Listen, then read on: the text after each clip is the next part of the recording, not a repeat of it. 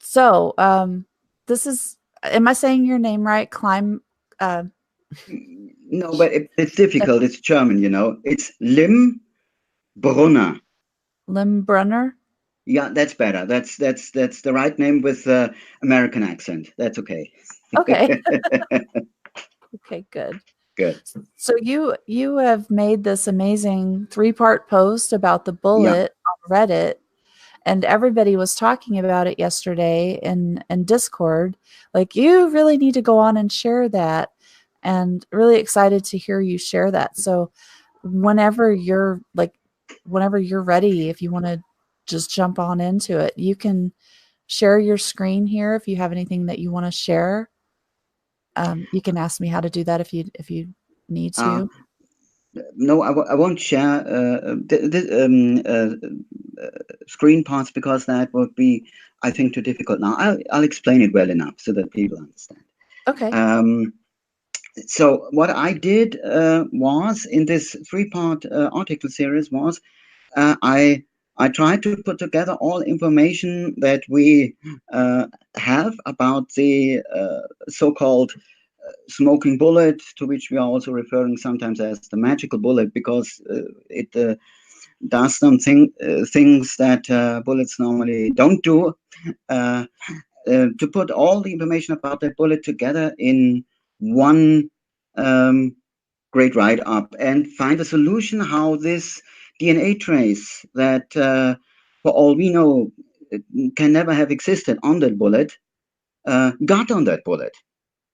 And my idea was, based on facts, my hypothesis, so to speak, it's not a proven theory yet, it's a hypothesis, is that it never got there anyway. Because what made me so suspicious was that Miss Collane never gave any raw data uh, um, about her findings. Usually, normally, as I know it from other cases, that's a large a batch of results directly printed from a thermocycler or something from the machine with which you do the DNA profiling, and she never gave out any of it. Well, with the exception of a tiny bit that we have come to know only some weeks ago. But other than that, there is no raw data on any of those DNA profiles she speaks about. As a matter of fact, she presented end results in a PowerPoint presentation to the court, to the jury, to the judges, and to the defense. And we have no way of really confirming any of them. And we had especially no way of confirming the trace on item FL because the actual probe is no longer there. She used it up. And that reminded me, and that's how I got thinking, that reminded me of another case, the Perugian case, where another murder weapon, which was not a murder weapon, was there, not fitting the wounds, where 90% of the test results never were released, and the probe was conveniently used up. Almost the same thing, glaring similarities. And so I started to look into that. And I think that that's the core of the hypothesis is that I think that Miss Culhane or whoever did it never physically planted the victim's DNA on that bullet, but that they just used, or she just used information she already had. And if you go through the information she had to that at that time, I do that in the article chronologically, you see that the only full profile that could have been used for that must come from the items A1, A14, which is the Pepsi can from the car, which she could not yet. Yes. And that's the full profile she had when she came to item EF. And the next thing that I found out in the third part of the series was that item EF is declared by Miss Collane in an official court document, as a matter of fact, in two versions of it. And in it 2 times as a partial profile, which it isn't. At least what was us shown as item EF, and we saw only the end results, no raw data of any kind. What we saw was a full profile. There were no alleles missing or no markers. So then, of course, I thought, what if it really only is a typo? Because that's what people who stumbled across this much earlier than me thought, that this was just a mistake in that document. But on the other hand, it's a longer phrase. It says, is consistent with the partial profile developed from item EF, the pap smear. Yeah? And this is repeated 2 times in an official document, 13 lines above the signature line, because it's in the conclusions part. So it's a little bit difficult to believe that somebody who signs that doesn't see that a mistake in inverted commas has been made there. And even if, then the second thing would be the same document, the document itself was finished on November 5, 2006. And 1 day later, it was issued to the courts when Ms. Collane was also testifying in a pretrial hearing, and with the same sentences in. And so I remember the sentence I read back then, where somebody said, well, item, that must have been a typo because item EF was a full profile. And as I said, suddenly, and what if it's the other way around? What if the information is correct, therefore never was changed or corrected? If that's true, then item EF is something we never saw, because we saw a full profile. A full profile identical with A1 and A14. And my idea is that there a switch began, just copying out the data of the documents. That's the easiest, most risk-free way, because if you are sitting on the raw data yourself, if you're the one as a head of the lab to give that out, you are in control of it. And the probe is used up. Nobody, if the case is closed, can ever check that up. Nobody knows if you ever profiled anything, if you ever made an analysis of whatever was on the bullet. And I suggest that no DNA profiling of that bullet in reality was ever done. I theorize that probably all what was done was, when the 2 witnesses were with Ms. Collane on her desk, all that was done was that the bullet was given in a solution, and the results were not there at the same day, because in these times DNA profiling took some time, 1 day up to 3 days.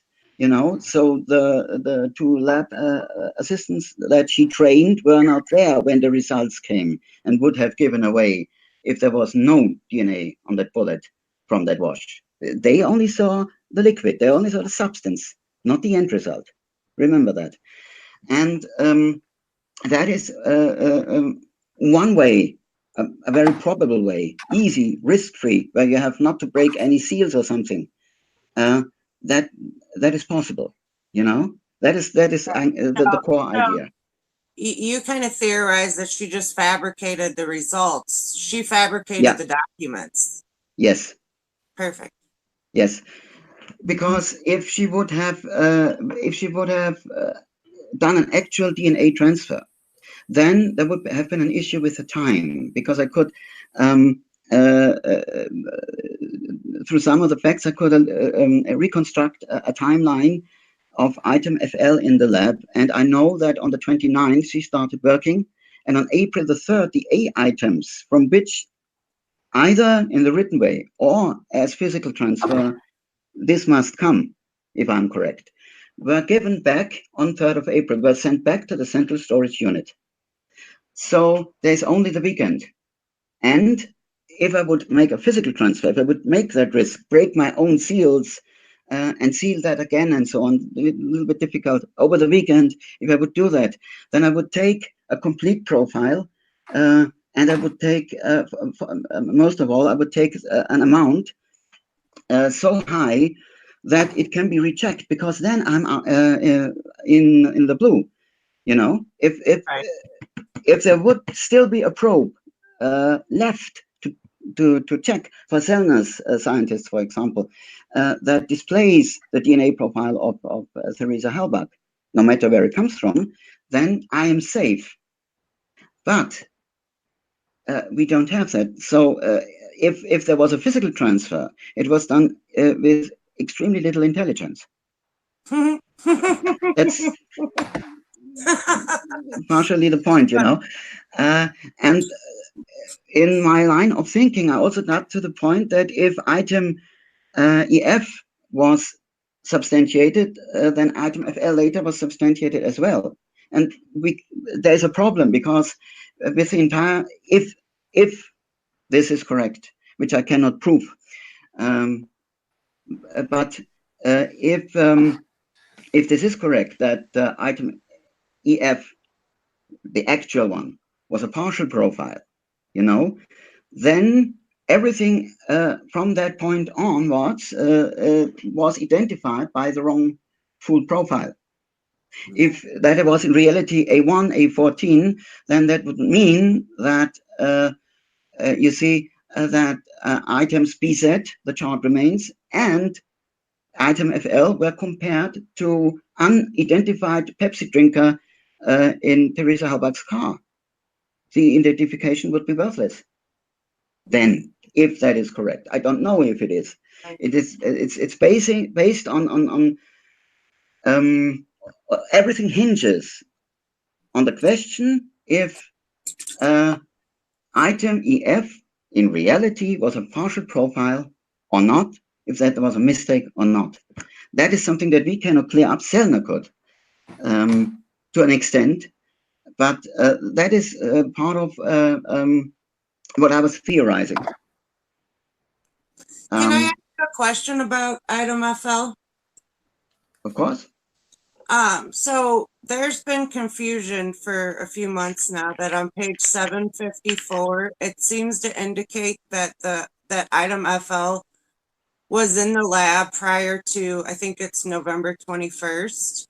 Were you able to determine when exactly FL went into custody? Because there's, and Allie can speak to this because I know she's done some research on this too, as to whose report might actually be fabricated, or can you, anything you found that does suggest it was in custody in November? No. In November, I know that this idea is out that because of a certain file which mentions a much earlier entry date for item FL, but this has to do probably with extremely bad report writing. Right. Where and they that didn't. seems to be the consensus, but there's still a lot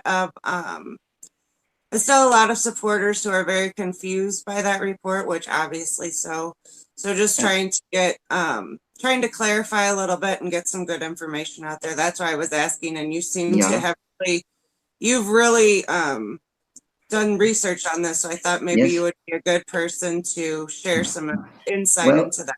Yeah, but what I can tell you, at least I did not find any earlier mentioning of this item, and we have to bear one thing in mind, which is what I found out when I was writing the third part of the article, is that the evidence, when it goes into the lab, goes not directly to the bench of the forensic scientist, but in a central storage unit there, and is handed to the scientist later on, when they ask for it, when they are ready, when there is space for them to work on it, and is handed by them from by an evidence clerk. So it's difficult to imagine that this item came in much earlier. That would only have been possible if the evidence person in the central storage unit and the evidence clerk there would have been in on it too, so to speak. If not, then I think probably the data is correct that Colleen gives, but it's a it's again the question: how much can we rely on what she said? On the other hand, at that moment we are completely relying on what she said, because we can not check anything, because the raw data is still, well, she's still sitting on it, you know. Either she's sitting on it or it doesn't exist. Well, we know a bit exists, because yeah, right. but because one commentator to one of, I think, to part 2 of the series, pointed out to me that there is a tiny bit on the end of a certain document, but it's cut off. There are pages missing, and you see a part of item EF there. And as a matter of fact, there are some things not quite in order with 2 of the alleles. The peaks are very low, remarkably low. It's marked there even that they are remarkably low. I showed this to another editor, Olivia D2, who is the to-go-to person for this DNA stuff, because she's, if I'm not mistaken, working in a lab. And right. And she said also, this looks pretty fishy. This doesn't look right. For this anybody little... that doesn't know, he's referring to Scooby.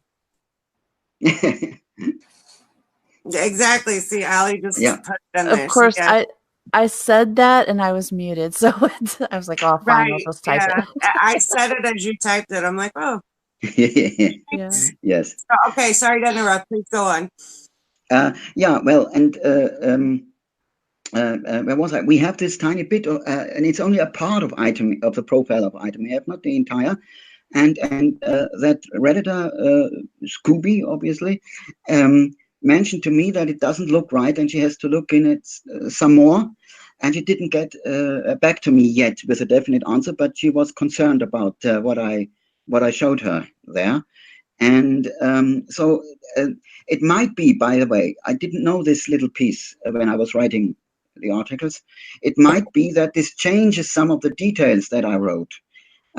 If that actually shows an incomplete profile EF, then it might change some of the minor details, but we don't know that yet. And any hypothesis that you put out there, of course, is up to scrutiny and to critique, and that's as it should be. Interesting. My guest last night, Razor, he was also wishing that he could get his hands on Culhane's raw data reports. Yeah, the raw data, presumably Hanek, for different reasons. No, that was mean. Yeah, it would be important to see the actual raw data, because if there is a large pile of such data that confirms that her findings, then probably I'm wrong. That's possible. If there isn't, or if it magically can never be given out, then I'm maybe right. Again, there is this similarity to the Perugian case, where the forensic scientist Patrizia Stefanoni hit enormous amounts of results from both the Bragg clasp and the murder weapon, who was not the murder weapon, and never have been released until today. Nobody has seen it. We know why, because there was a contamination event and it could be reconstructed. And this is how contamination would show, by the way, if, for example, after a DNA profiling, you have 5 times the amount of DNA that you put in the machine in the first place. Then some other DNA must have gotten onto the object. And that happened in the Perugian case. And that was in a file that was given out later on. But the most part has never been given out. And I'm... So she's basically claiming that the DNA replicated itself once it started testing. Yes. Like more just appeared. Yeah, more or less like that. But she claimed a lot of things which were factually not true. But that's a different case. The woman perjured herself on the stand 3 times. I don't know if Culhane is yet up to 3, but I'm not sure that she didn't perjure herself. One would have to know more about her specific results, because I found it very suspicious and also very shocking that people are willing to convict someone on the basis of a PowerPoint presentation that shows you end results that anybody can have copied from the earlier PowerPoint page. That is not you have to put an amount of trust in the word of the forensic scientist in this case. That is a little bit huge for I mean, if you look at the 1985 case and how she worked there, and how she took her time to exonerate later Stephen Avery for the 1985 case, the Burnson rape case, then you see a kind of work ethos that makes it very difficult to rely on that person's word, if you know what I'm getting at.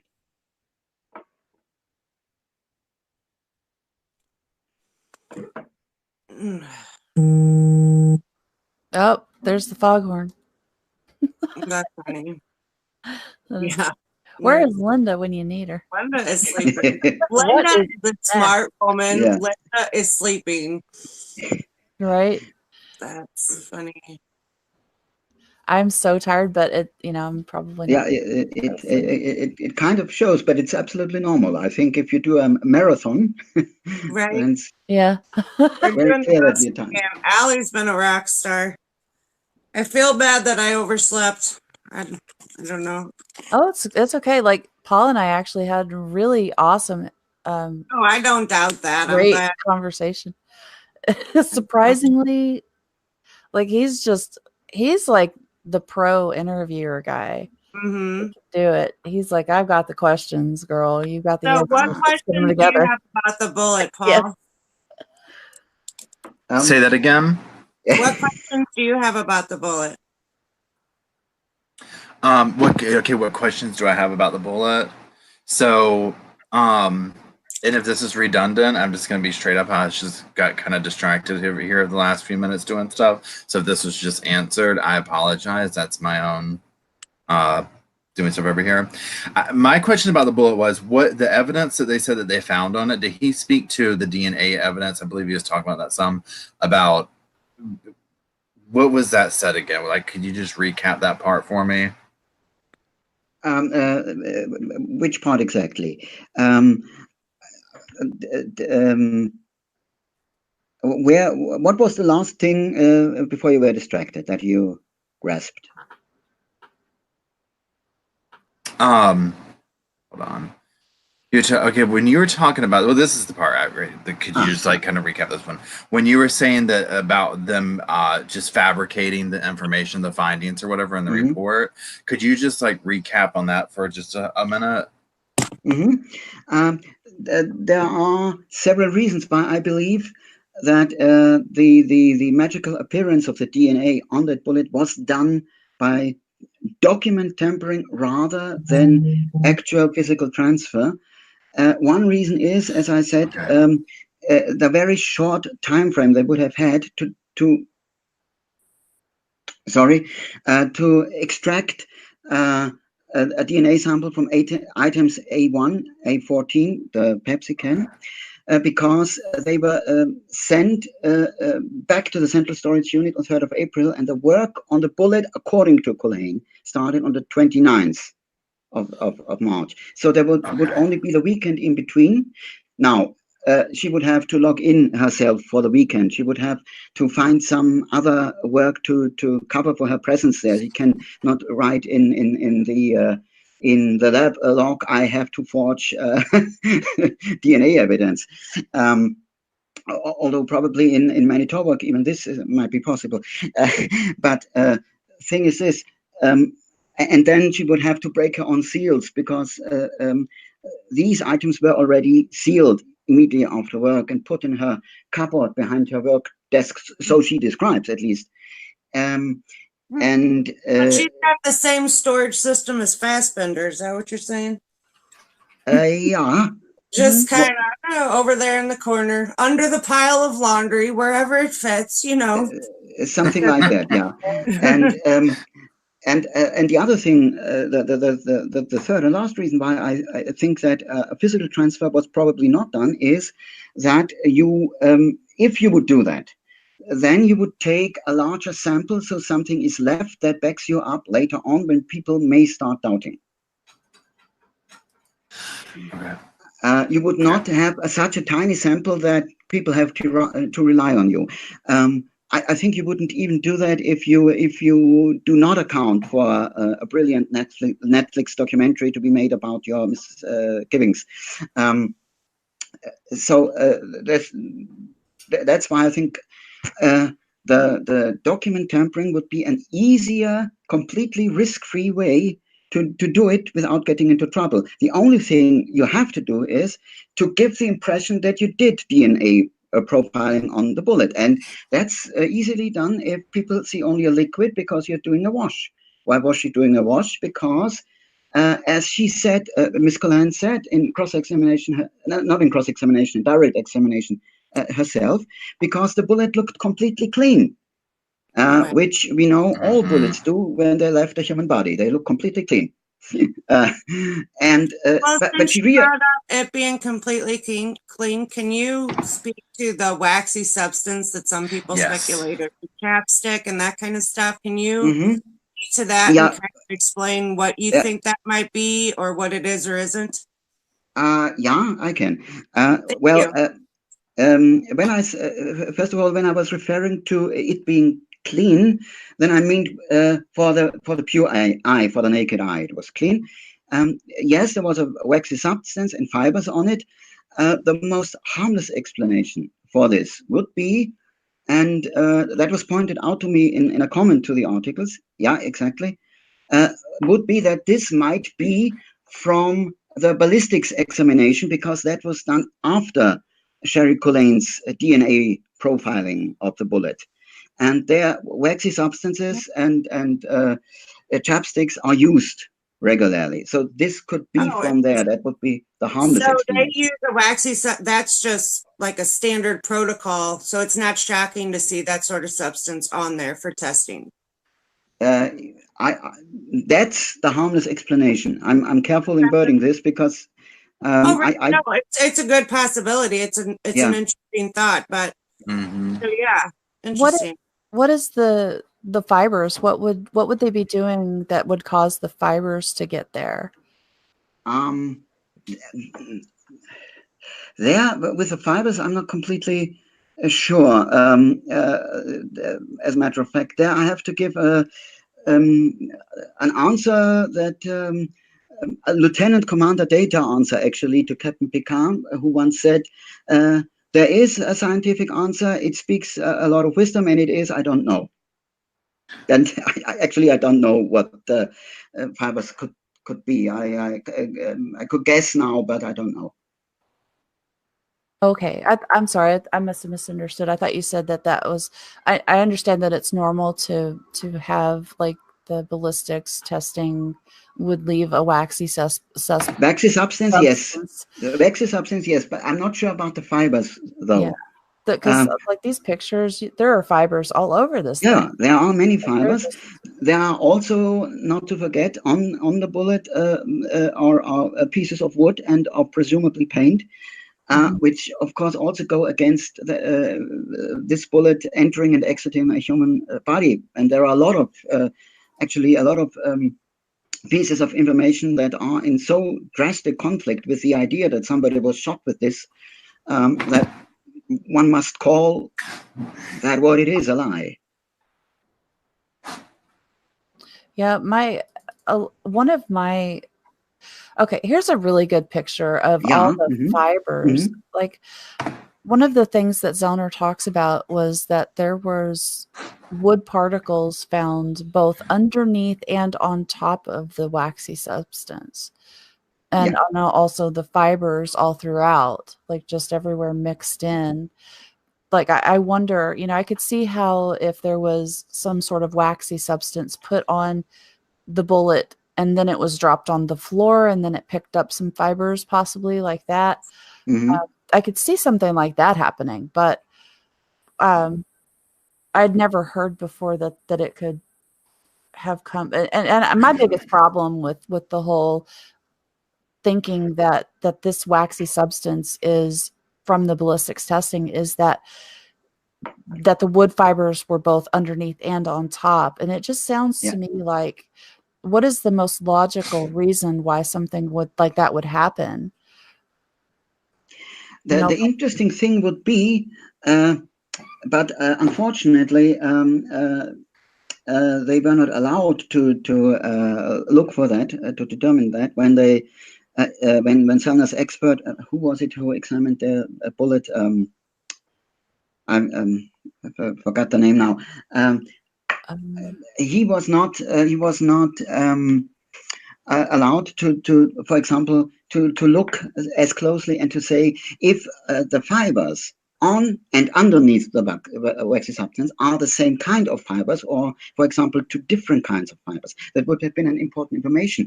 But microscopically, he was only allowed to make a microscopical examination. He couldn't tell, obviously, clearly enough.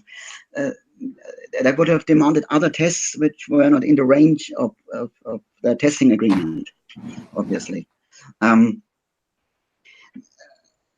In any way, what was found on the bullet and what was not found on the bullet, both things are in absolute contrast to the idea that this was used to murder someone. There is no way. I mean, alone the notion that this was something, by the way, that I inserted into part 2 of the series later, because I discovered it later on, that DNA on such a bullet laying around there at a crime scene for as long as 122 days would deteriorate dramatically. There would be large problems to find anything at all. Right. There are studies about that stuff. And Scooby says that a lot. Scooby always says that that's just so unlikely. Extremely unlikely. In one of the studies, it says that, as a comparison, it says that a piece of DNA evidence left at the crime scene in a house, inside a house, for 28 days, deteriorated to 50%. Now, here we are speaking about 122 days, 17 weeks, because it took the police so long to find out where the murder was to have taken place, so to speak. And it's a miracle to find anything there, least of all an almost complete profile. It is a partial profile, by the way. Item FL is partial. Two alleles, two markers are missing, but it is almost complete as compared, for example, to item BZ, you know, which was, of course, left from burning and in a part of tissue that where I ask myself, how could it survive the fire, and especially a fire that the teeth didn't survive. But that leads to a whole different kind of questions. Nevertheless, you would not expect such a complete profile, and this is why I say either the information for item FL was copied from A1, A14 on paper, or if they didn't do it, and two alleles were just left out to let it look more realistic, or if that was not how it was done, then, of course, you could switch the results with the partial profile that we never saw, if it existed, item EF. That's also possible. But that's taking it a little far. But that would account for the missing partial profile item EF, you know. Wow. It could have been put to use that way, but that's. I realize that this may sound conspiracy-like, but a miscarriage of justice like this, in no uncertain term is a kind of a conspiracy of a comprehensive group of people against one person. That's how this stuff usually happens. And cases like this, truth is also stranger than fiction. So absolutely, typically in things like this, the more outlandish it is, probably the more true it is. But again, you can't prove any, you can't like 1,000% prove it. So you just kind of have to, but you definitely bring some definitely interesting thoughts to this, things I would have never. I appreciate your time and your research into this, because these are things I would never understand. So thank you. You're very welcome, and it was partially for my own understanding, because I came across so many things that, especially about the bullet, that were not fitting together, that you start to look what could be an explanation. How could this be done in an easy way? And this was probably the easiest. I don't say, I cannot prove this. That's absolutely correct. It's not even circumstantial evidence. It's circumstantial indications that something like this is pretty probable. And normally I wouldn't speculate about someone else with the full name publicly like that. But on the other hand, if a forensic scientist comes out with a confirmation for a scientifically impossible law enforcement theory, finding it on an impossible object, then you must start asking questions if you are the least bit critical and not hypocritical, Right. Yeah, this has just been amazing. Right. Yeah. It's very advanced, and it is really hard for someone new, or even someone who's pretty well into the case. This is some really specific, like, forensic type discussions, and I am not very good at that part at all. Not gonna lie. So sorry if I'm just kind of quiet and going, wow. I really am just kind of amazed by the level of details that you are able to find. Do you have do you want to tell your background or studies that allow you to be able to know this type of information? Well, I do not come professionally from any such field. I'm an artist, as a matter of fact. I'm an actor, director, playwright, not well known. And I started to look into miscarriage of justice cases because of one play I wrote in 2015, which was The Verdict of Perugia, about Meredith Kercher murder and the miscarriage of justice regarding Amanda Knox and Raffaele Sollecito that happens afterwards. And I wrote the first theatrical adaptation of it in German. And that premiered in a little theater in 2015. And there I had to school myself a little bit to understand the stuff there, in this forensic field. The evidence in that case is a hot mess too. Holy smokes! Absolutely, it was a very simple case blown up to a monstrosity. Exactly. And there are striking similarities. I always said that Sherry Collane is really the Wisconsin version of Patrizia Stefanoni, because the quality of the work is comparable, as a matter of fact. And not in a good way. No, not at all. Not at all. What makes the Avery Desi case so shattering, even more shattering, however, is that there, in this case, is possible law enforcement involvement in actual parts of manipulation and forgery. I mean, I see Andrew Colburn standing there on the 4th of November, seeing that car, and people behind him saying the car is there and it's hers. And he is reading the number from the plate, and then on the witness stand under oath forgetting all about it. That's, I mean, this is pretty much heavy in corruption. Yeah, and I'm saying this because there is a witness statement about it. that he was informed about it in the Michigan and in the Senex station in Michigan. I think he was standing. Am I funnier than I think somehow? Or No, just, I'm sorry. Yeah. I don't know. These two, I don't know what they did, but they did it at the same time. So spill it, guys. What happened? Oh, we're talking about something else. I'm sorry. We're listening though, but it's not related. I see. Hopefully, it was interesting, though. Oh, definitely. Yeah. Like Yeah, this has just been amazing. I'm so interested. Like I was wondering also, someone said something in chat a minute ago about you and Scooby getting together. Have you ever really had conversations with her?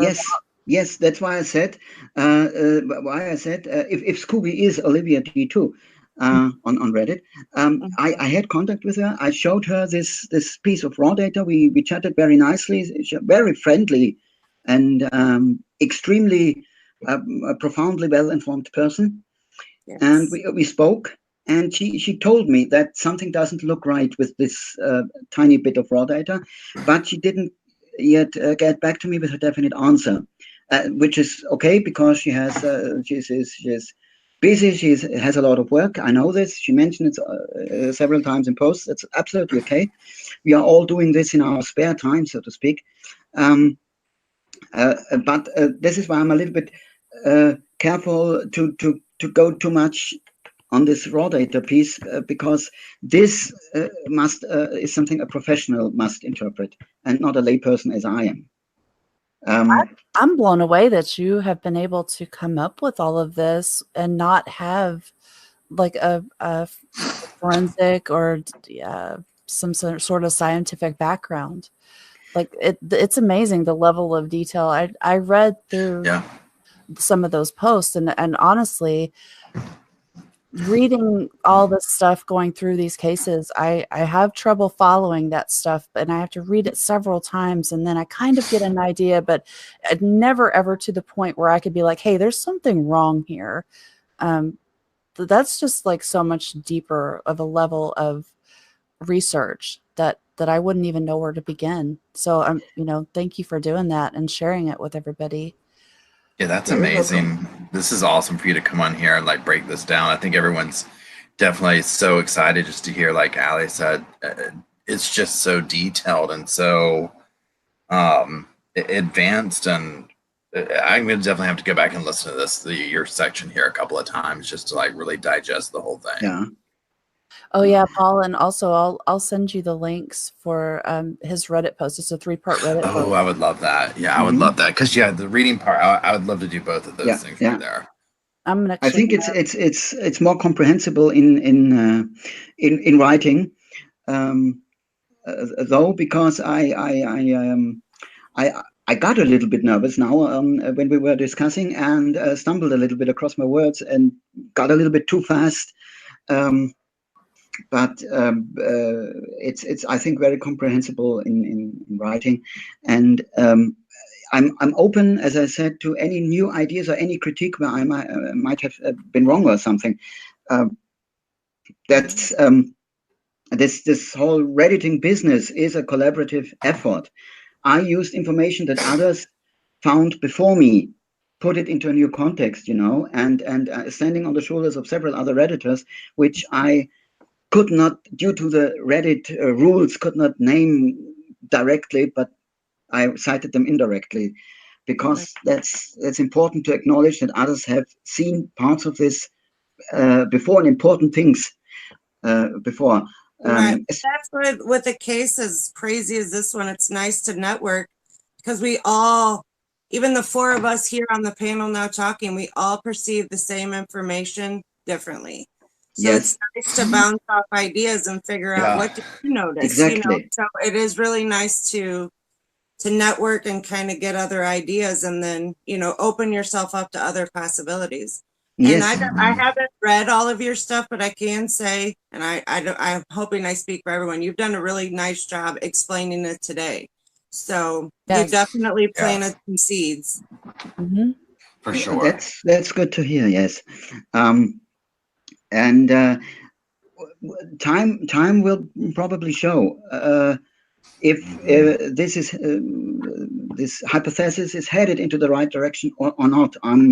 I'm trusting Selna with the actual part. She's pretty awesome at what she's doing, and so I think we will hear something pretty soon, probably, because when we are maybe for a second focusing on what will come next, then probably the next thing that we will see is that Judge Satkiewicz will obviously deny the Wisconsin saturation violation motion, and then we will see the great appeals motion to the Wisconsin Court of Appeals, I think pretty soon, because if I read Sana correctly, this thing is ready and finished for quite some time now. And I hope we will then have more information about the car battery and a lot of other stuff. Yeah. Yeah, case file reviewer was Right. here a bit ago. I'm not sure if he still is. I know he did a really good Reddit post, really detailed, like yours, very long, very detailed. Case file review, by the way, also was very helpful in my work. I cited an earlier piece of him first in I think the second part, and then he contacted me. My tongue today. He contacted me and told me that he can no longer stand by what you wrote there, because he found out that his math had been wrong. And he came up with new information, which was even better, with which I replaced it. And that was the entire stuff about the high velocity bullet, which inadvertently the police gave out within another document now as one of the exhibits in the answer to the newest motion.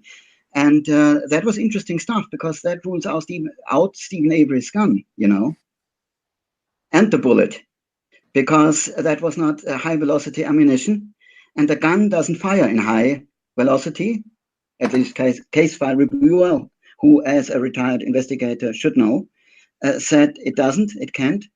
And so it's quite telling that in this exhibit from the prosecution given out just now, they mentioned that Miss Halbach was killed by a high velocity bullet. Well, out of which gun did it come? And most of all, where is this bullet? Because item FL isn't it.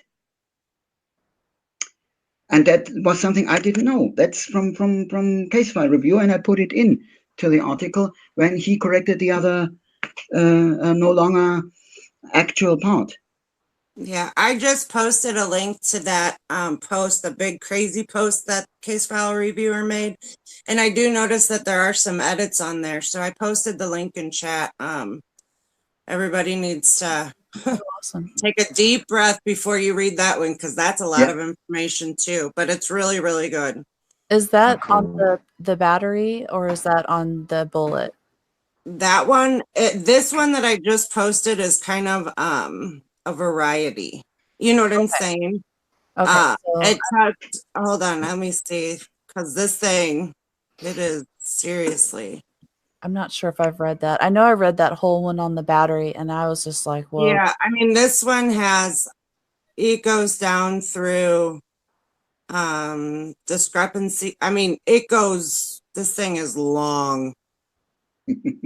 DVDs versus the CDs, the identifying the killer or evidence planner, sweat DNA. I mean, he covers a lot of stuff in this one. So, but definitely, if you just search for him in Reddit, you will, or him or her. I think it's a him, right? I think it's a him, yeah. Although we may just assume that because we think. Right, I'm not sure. But either way, if you just search for case file reviewer in Reddit, you will not be disappointed, and you'll be busy for a while. Yes, for sure. Excellent books, yeah. Weeks, I'm sure. So Very interesting. Just reading the one post about the battery. That's the one that just sticks out I in my thought head they the had that most. one saved, so I'm still looking. So That one, I'm still really curious because case file reviewer is a man. Okay, thanks, Henberry. thanks, Oh, guys. and then Maria says I think it's a girl. Okay, never mind. We're just Either way, no matter what, Case File Reviewer is an excellent source and provides really good information. So Yes. doesn't matter what body parts they have, their brain is amazing. yes. Right. I did really enjoy that post a lot. I had to read it twice because it was so detailed and so thick, and there are parts where they've got to intentionally be kind of vague. I can't tell you what all I found and what all I know. It's being sent to Zellner, not my stuff to release at this time, kind of thing. And I was trying really hard because they're giving clues, but not coming right out and saying anything. And I think most people came to the same conclusions, but I don't know if they were right. But it was just really interesting because I was that person sitting there trying to figure out who is it, who did it to, like I have to solve the mystery. Well, it's interesting though. Speaking of the battery thing, one thing of the timing was pretty interesting. That a certain lawsuit was brought in just at the same time when originally a motion was expected with information about that battery, and probably and that lawsuit was brought in from the person who I still figure in my mind standing next to that car on 4th of November, if you're getting my drift. So I think the conclusion is very near. Also, not forgetting that Selna said she could follow the car battery to its owner via the registration number because the guarantee was still on. And that is only possible, if I remember correctly, I think from a post by a case file reviewer, that is only possible if this was sent out directly in a large batch to, for example, a city or an authority or a police station or something. That all points into one direction. But we have to wait till we see the relevant motion, where hopefully this information is spelled out clearly. Who put that thing in and who is the owner of the battery. Right. Yeah. Sorry. Russell has a question for you. He's asking, who do you think killed Teresa? Do you have theories on that as well? It's well, I think that in my mind, the evidence against that Selna collected against Bobby Desi is pretty convincing for a major involvement in this. Yes, and I think this was maybe not done alone, and somebody else might have helped, and while fetching a certain day planner, which points to the former boyfriend. Very interesting. Very interesting. Yes. Very good. Let's see. It's guesswork at this point, but I think a lot points to Bobby Desi that is difficult to explain other ways. And the thing is, if he is the perpetrator, the shocking thing is they knew it. Mm-hmm. Yes, because they hid the evidence against him, and they let him lie under oath. The Kratz did, and they did not never investigate his conduct towards minors in the internet, which should have by any means be investigated. So that is difficult to comprehend that people in law enforcement would do that. On the other hand, if people in law enforcement now and then wouldn't do stuff like that, such miscarriages of justice, such wrongful convictions wouldn't happen. They happen because they do that stuff sometimes, because there are black sheep, unfortunately, and those people are to be held accountable. And that's one of Selna's specialties, holding people accountable. That's why I'm so happy that Mr. Kratz is continuing giving wrongful statements about the case, and Mr. Avery in his book, on podcasts, where he lately invented large details about Teresa Halbach visiting Mr. Avery before, having her entering his room and so on, stuff completely made up.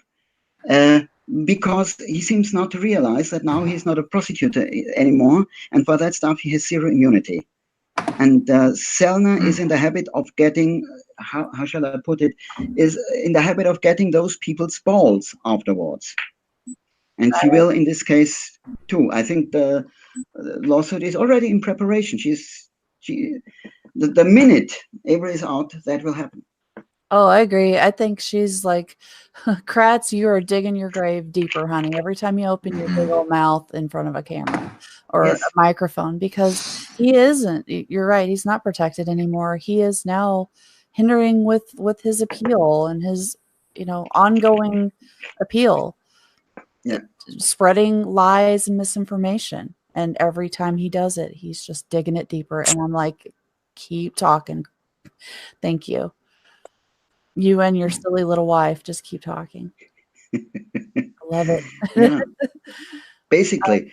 Yeah. Well, he's the preeminent bad figure in an ensemble of pretty bad figures here, and he has done so many abhorrent and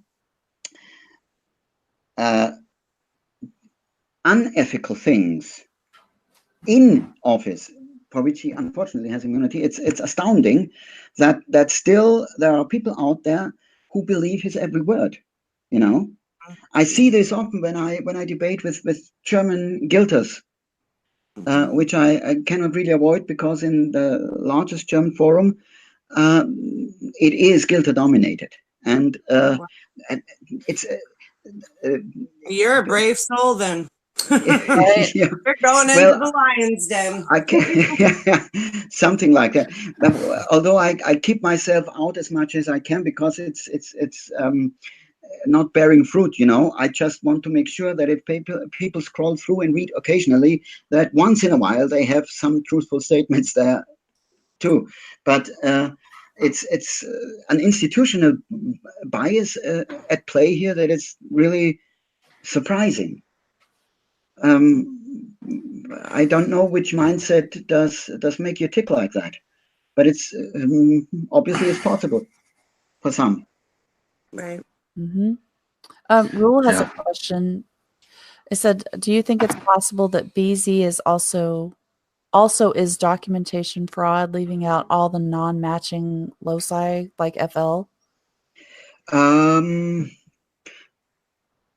Given that we also cannot check that back, and given that there are discrepancies as to who analyzed which part of those chart remains when, and when was that sent to the FBI, there are heavy time schedule problems and conflicts. I think that might be possible, yeah. It's speculative at this point, but it's technically it's possible. Yeah. Jane, you just joined Discord with us, didn't you? We'd love to hear your story of corruption, police helping a murderer. Are you you're not in Manitowoc or in Wisconsin, are you? Is this directed to me? No. Oh, no, Jane No. in chat. I see, she is. I see. Yeah, said, I'd love to share with you all my story one day. Corruption of police helping a murderer. That sounds interesting. Yeah. It's pretty interesting.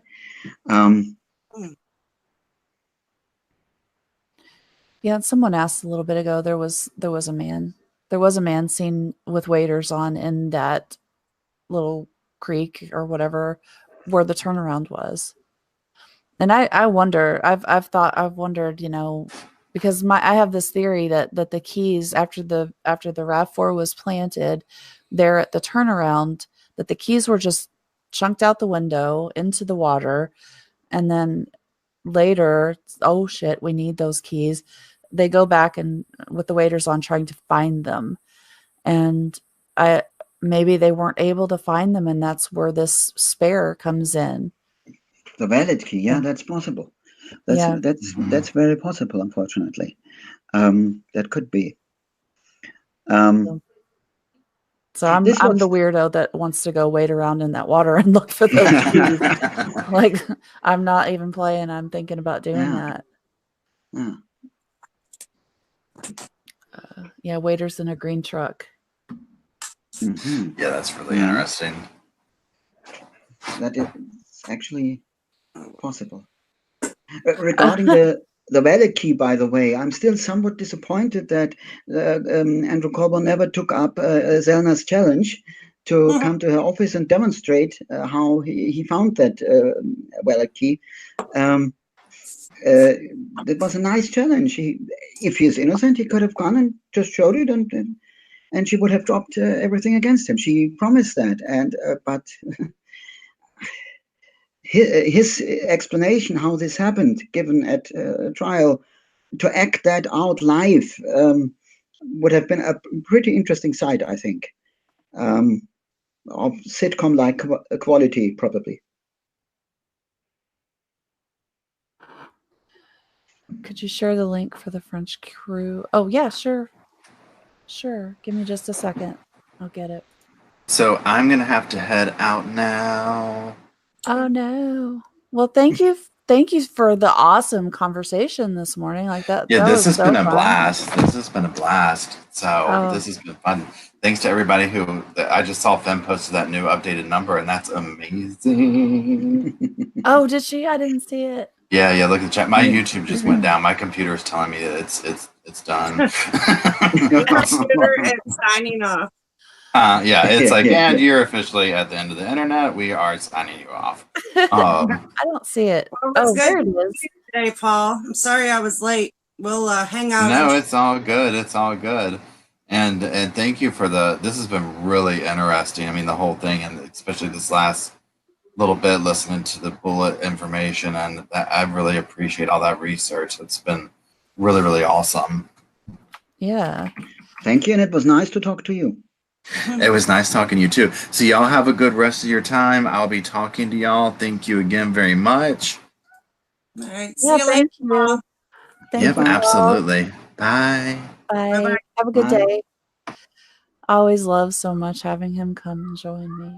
Oh, Paul, I can't believe you were here for like 4 hours, a little over 4 hours with me, and we didn't talk about the thing that we talked about, I don't know, this morning, late last night, about the Monday MAM 101 thing.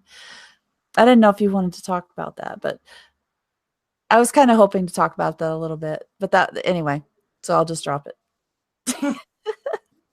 I knew I'd forget something, of course, the moment he leaves. I got it posted for you, Jerome. Jerome and I made we made a video yesterday for the French Crew channel. It was interesting. Like he was asking me questions and I was answering, and then he was translating. We were doing this live, like recording it live, or he was live streaming, and so it was just so nice. It's so cool. I'm so glad I finally got to hook up with him and do that. But yeah, thank you again for that. Jerome, and for the French crew and the translations, and that's awesome and amazing. And maybe we could. Do you know of anything like that with German? Is anybody doing that, making videos or translating? No, not yet. The thing is, there are people who are following the case, and some of them are convinced of Stephen Avery's and Brandon Dassey's innocence for very good reasons. But it doesn't go that far. And the public interest is not exactly on the same level like in the States, you know. For example, I, as a matter of fact, have been writing a play about this case too. Oh. Named the Desi Protocols, the Desi Protokolle. And as of now, I still am searching for a publisher or a theater who is interested enough to do it. Yeah. But the problem is with German publishers, if you send that and you mention any connection to an American TV series, they stop reading immediately. Oh. There's a little kind of snobbery, you know, going on there, and a deep will to distinguish oneself from television that makes that difficult. And we tend to, in Germany especially, tend to ignore this field of miscarriages of justice very much, because we think, wrongfully, by the way, that it isn't happening over there in our country, but of course it happens here too. It takes another form sometimes, but it happens too. And but the cases you hear from are much smaller, you know, and much less cases. But it has not to do with this not happening, but with the justice system that does not really allow to come this out the same way as it would come out in England, Italy, France, or the United States.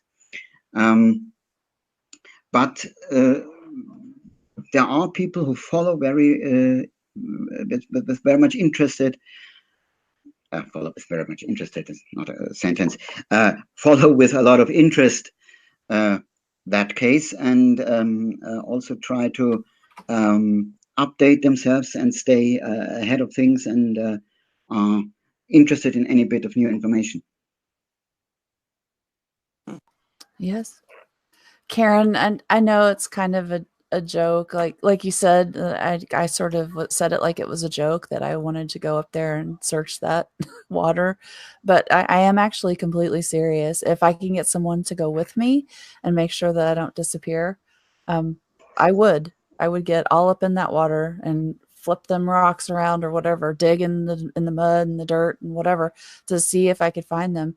I don't, they're probably not there, but you know, I would look. As far as I'm aware, no one has looked to see. And that would be my best guess is where they would be. It's right there. It's like, you know, someone being in the water waiting. It's just in November. Why is somebody out waiting in the water? I don't know. Is that a good time to go fishing? Not that I'm aware of, but what are you doing out there in that water in November? Pretty good question, as a matter of fact. Yes. Yeah. So I'm thinking there's probably something of interest in that water, and I'd like to go see. Mm-hmm. That's what I would do if I was trying to get rid of the keys. I just would probably throw them in the water. Don't want to carry them around with you. You don't want them to be like found on the side of a road. That'd be too easy. But throwing them in water, hoping that they'll just drift down, and they could. Sure, I sure would do it. If I can get someone to go with me. Maybe, who knows, maybe while we're up in Manitowoc for the rally, I would do it. Somebody should search. Yeah. Yeah. So. Need a metal detector. Oh, that would be great. And probably a diver to really conclusively search the ground. Mm-hmm. Yeah.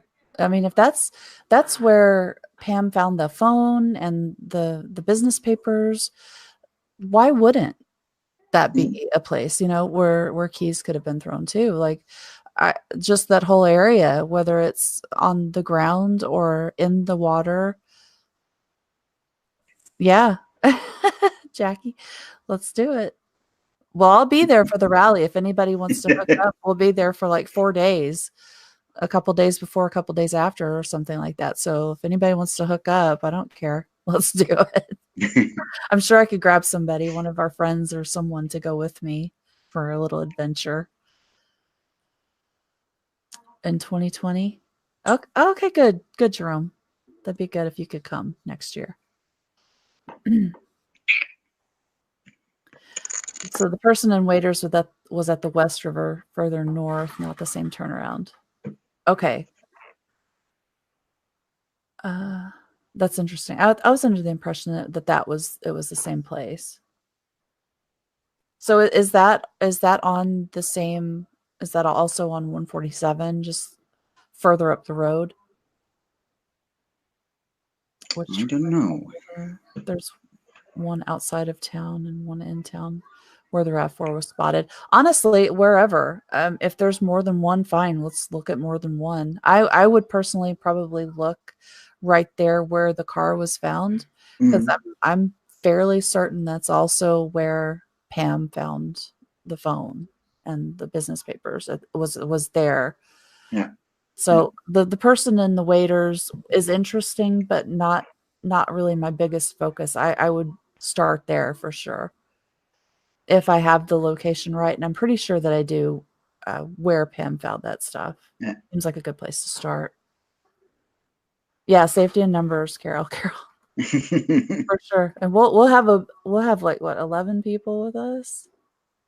Oh, surely I can get a couple to go with me. Adventure time. Let's go. Good. Yeah, so if one of our friends has got a metal detector, that'd be awesome if they could bring it. I think Gavin does, shockingly. Gavin's a hoarder. He's got something of everything. My daughter used to have one when she was a kid. It was just one of those weird things that, the kid wanted and she got it, and she never. I don't think. I think it might actually be down at the shop. I'll look. It's so funny. So, who's the mystery guest? Yeah, do you have anything else you want to share with us, Stefan? Not right now, as a matter of fact. We have talked fairly inconclusively. Yeah. I imagine that once people watch this and rewatch this and read your articles, I imagine Allie will be reaching out for you to come back and answer all the questions. Why not? Because I imagine there's going to be a bunch once people can soak it all in. Might be, yes. It's of course it's a huge bunch of information at once. If you never heard of it before, it takes some time to try rifle through, so to speak. Right. Then I would say let's call it a day for now. Okay. Well, thank you for sharing all your information with us. It was good to talk to you. Yeah, thank you. Thank you for having me here and asking me. It was a very nice surprise, and of course, thanks to 7 pairs of panties who made the first contact. Yes, and that was important, because otherwise I would have probably overlooked the MaM-a-Thon. And because of her, I saw it, and then I was with pretty little convincing talked into taking part, and it's been nice, and thank you. Yeah, 7 pairs of panties sure did come through, like hooking up the awesome Redditors that have joined us. Like I so appreciate that.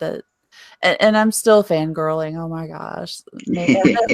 TikTok Manitowoc and 7 pairs of panties. Like, wow, really get to hear these people speak. And it's just even better than all the awesome things that they say. And seeing new people that I've not heard of, like with you. This I've seen your post, but I never really paid attention to who wrote it or whatever. Like, because I don't go on there often at all. Only when someone says, "Hey, there's this really good post," and I'll go and read it, and then I'm done. So I don't pay attention to who's writing it or commenting or anything like that. So, but I have seen it. So it's really cool to. Oh, that was you. Okay, I've read that. That's really Yeah. Well, I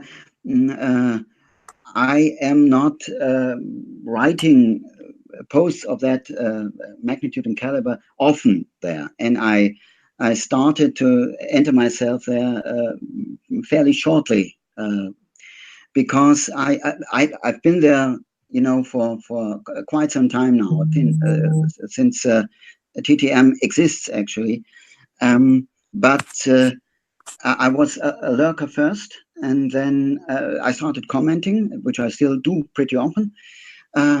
But to make such a longer article, I wanted to have something substantial, and therefore a better wait than writing something, and because I respected the forum enough to say, wait till I actually am at something.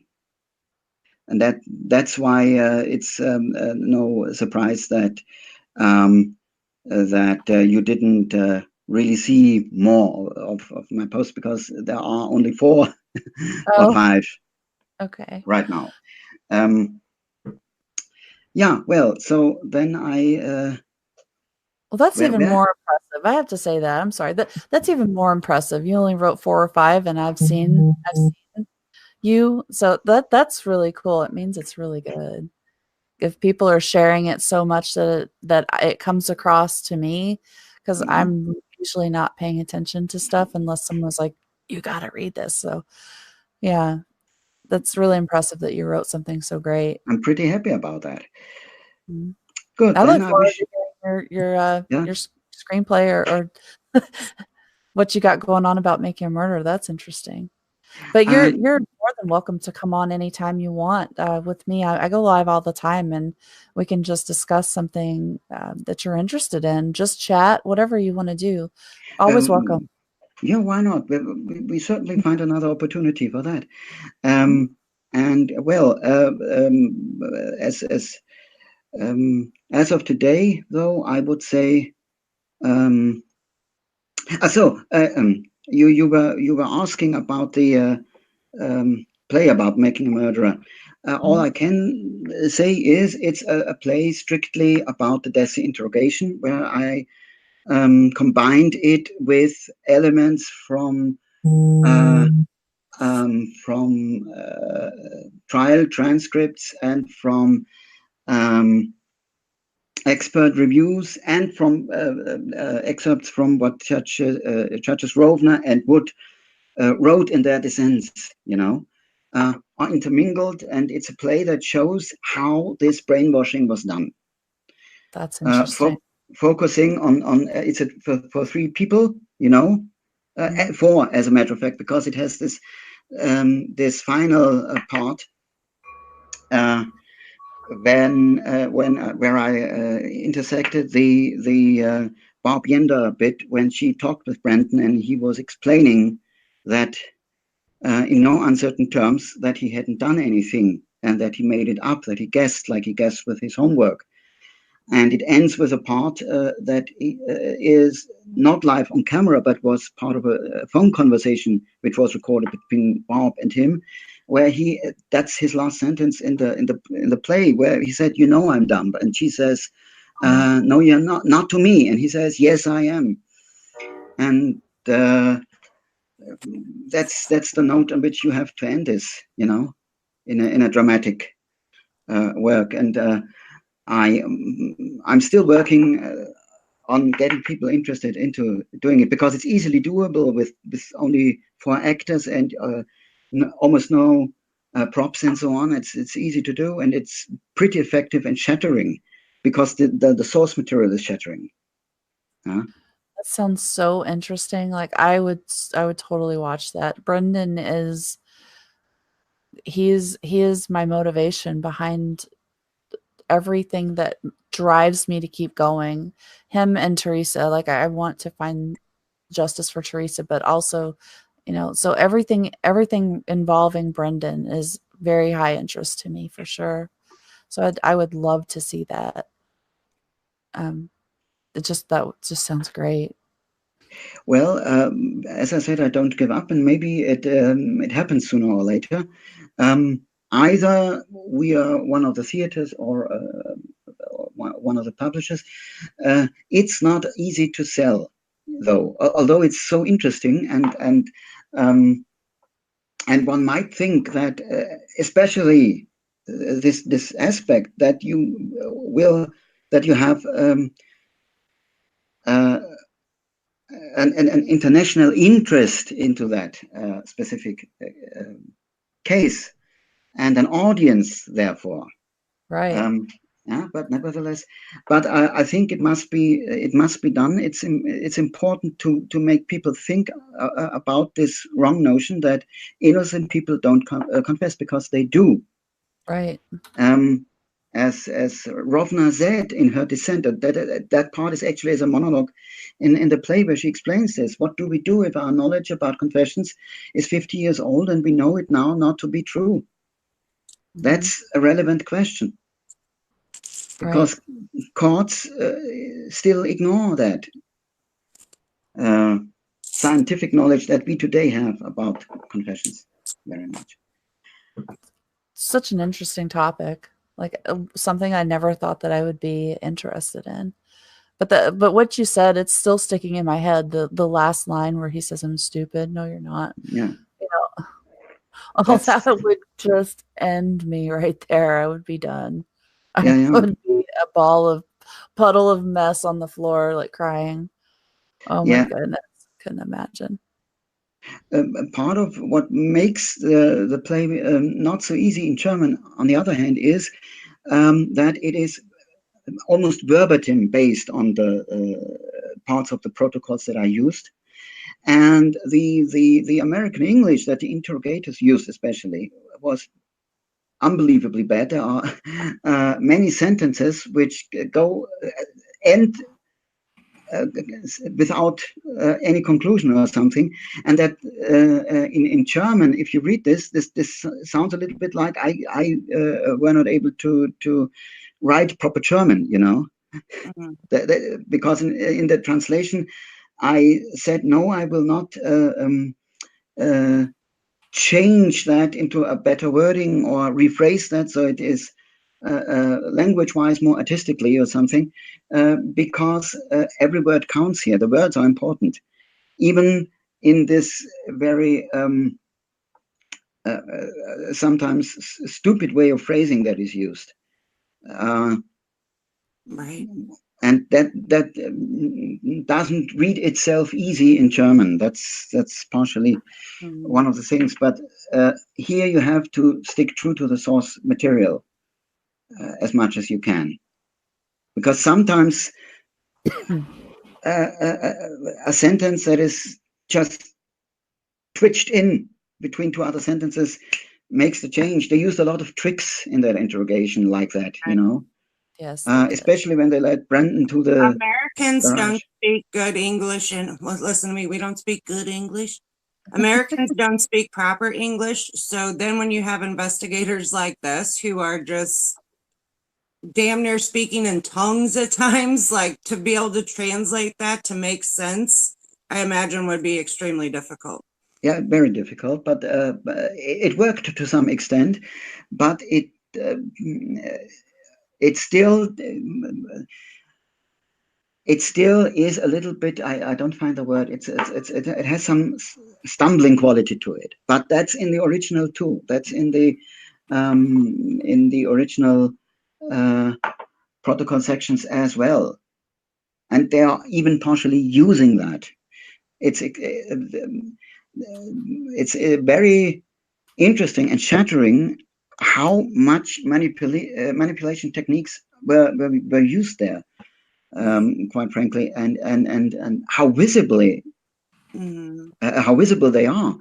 Right. as if Allie they, has a really good video about the read technique and how they improperly use that with Brendan. If anybody hasn't seen it, they definitely need to check it out. But she breaks it down exactly. yeah, I mean, in more than one way, how they screwed up and how they didn't use it properly and how they just railroaded him. It's just yeah. terrible. Yeah, The, went the, completely against their training. Very specific instructions, do not do this, and they did exactly yes, that. yes. Yeah. Although the read technique in itself is not unproblematic, you know, there's a reason why it's forbidden in Germany. Although sometimes, as it seems, officers still use it, and they can because confession are not required to be recorded over here. So you don't really know how they elicit stuff. But the thing is, with this technique, it is designed to elicit the truth from somebody who is supposedly lying. If the person is speaking the truth, this technique cannot acknowledge this.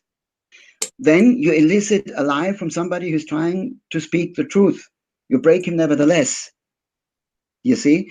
Right. And if you then even use it improperly, wrongly, as they did here, then you have an extreme effect. Right. Mm-hmm. That's quite shocking. Yes, that was one of the reasons why when I read the entire transcript of all Brandon's interrogation, I printed them out, I read them, and I couldn't believe what I was reading in many parts, what I was seeing. It was shattering. The intent, you know, to lure somebody to confirm something that they made up beforehand. Like they made up their minds beforehand about a murder has to take place in the garage. They knew that when they went into the interrogation room on March 2nd. Well, they needed to plant that seed because they needed an opportunity to have another search warrant. They needed to get back on the property. Yes, Period. and if you read exactly, then you find that they even were already knowing where they were going to find the bullet in the garage, because they are making an awful lot of. They couldn't go back in Stephen's home. They knew there was nothing else there, so they had to change locations to fabricate more evidence. It's Exactly. simple. And if you can't see that, then your blinders are crazy. You know. Yeah. Mm-hmm. This is visible from early on in that specific interrogation, because they are making so much fuss in the first place about that the Monte is not in the garage. They had no factual basis for the claim it was not there. It was necessary to not be there because the garage was too small. It was crammed with things. They needed space for a murder to take place there, and that's why it was important that it was not in, you know. Right. And that was in the early parts of that interrogation. And Right. later they direct him specifically to the ground because they already obviously had the idea magically with supernatural abilities. They knew that the bullet was to be found on the ground, on the floor, and not in the walls where you would normally look for a bullet after shooting. Yeah. And that Culhane later confirmed a theory that they knew beforehand that turned out to be completely wrong. That's the most suspicious part. And that is something where I don't believe that this happened incidentally, which is why I don't believe in contamination, innocent contamination in this case. Because how probable is it that Ms. Culhane incidentally confirms an impossible premeditated law enforcement theory by her finding, and especially how probable is it after she was commanded to do so with the famous slip note, you know, put her in his house or garage. That has no probability in my mind. Right. Right. Yes. I just went blank. I had something I wanted to say and I just lost it. Eric Cozy, are you still here?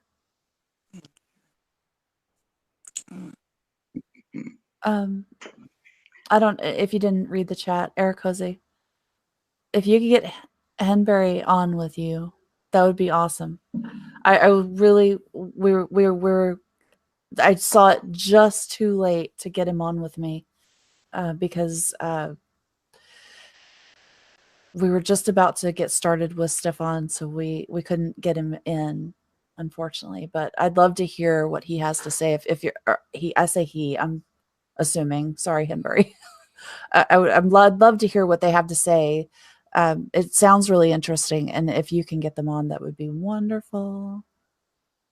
Awesome. Well, thanks again, Stefan. Again, it was really great. I look forward to talking to you again. Yes, Yes. it was absolutely nice, and I wish you a nice day.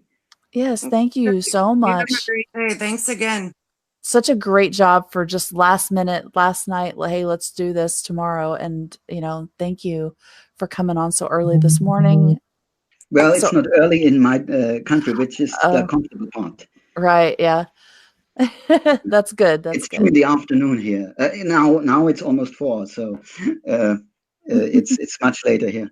That's for once it's an advantage. Normally I have the disadvantage when I watch Oscar night. I have to stay up till early morning, Mm-hmm. So this time it was an advantage.